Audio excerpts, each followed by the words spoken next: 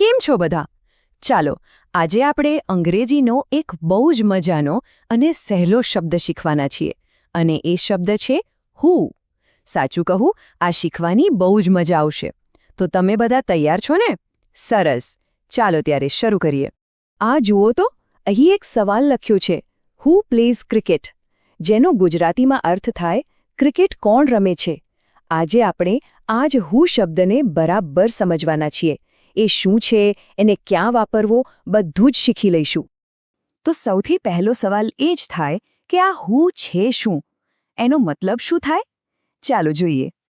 જો, એકદમ સહેલું છે. જ્યારે પણ આપણે કોઈ માણસ એટલે કે કોઈ વ્યક્તિ વિશે જાણવું હોય કે એમના વિશે કંઈક પૂછવું હોય, ત્યારે આપણે હુ શબ્દનો ઉપયોગ કરીએ છીએ. બસ આટલું જ છે. હુ એટલે કોઈ વ્યક્તિ વિશે પૂછપરછ.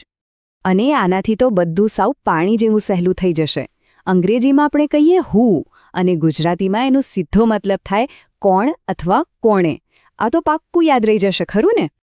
ચાલો હવે થોડા મસ્ત મજાના ઉદાહરણો જોઈએ, એટલે આપણને બરાબર સમજાઈ જાય કે હુને વાક્યમાં કેવી રીતે વાપરવાનું.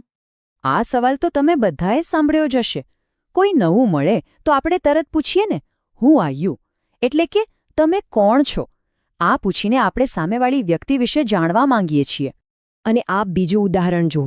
સ્કૂલમાં કોઈ પૂછે, હુ ઇઝ યોર ટીચર? જેનો મતલબ થાય તમારા ટીચર કોણ છે? અહીં પણ આપણે એક વ્યક્તિ એટલે કે આપણા ટીચર વિશે જ પૂછી રહ્યા છે.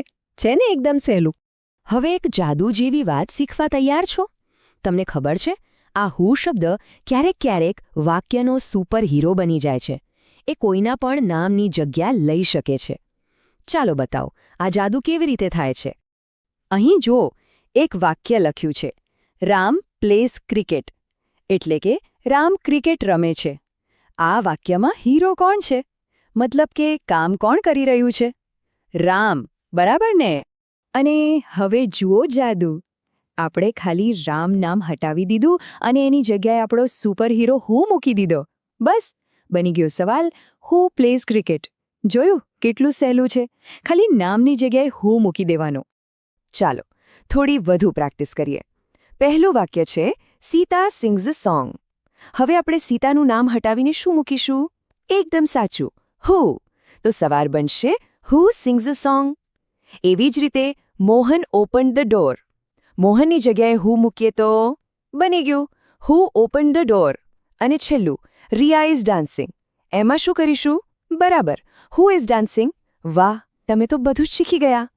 સારું, હવે એ જોઈએ કે જે કામ પહેલાં થઈ ગયું છે અથવા જે કામ અત્યારે થઈ રહ્યું છે એના વિશે હુથી કેવી રીતે પૂછી શકાય. ચાલો આ પણ ફટાફટ શીખી લઈએ.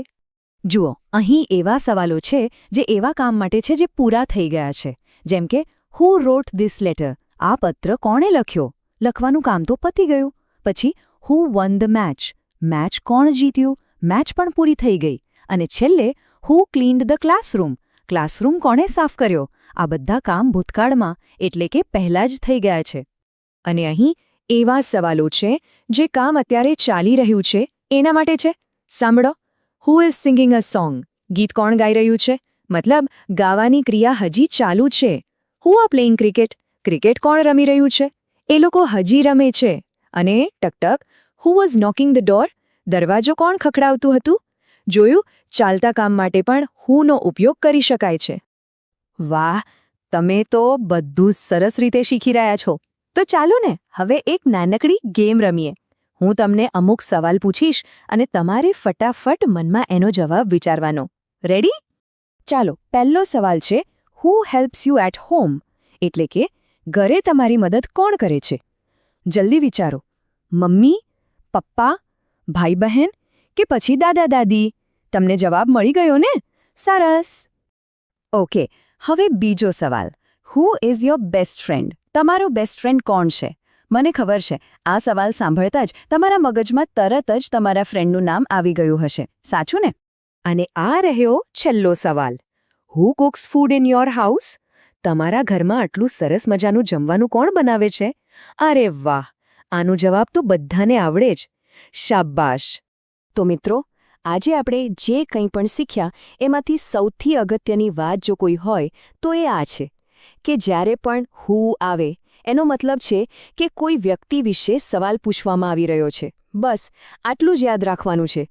હવે પછી તમે પણ કોઈ વ્યક્તિ વિશે પૂછવા માટે હુનો ઉપયોગ કરજો. તમે બધા ખરેખર ખૂબ જ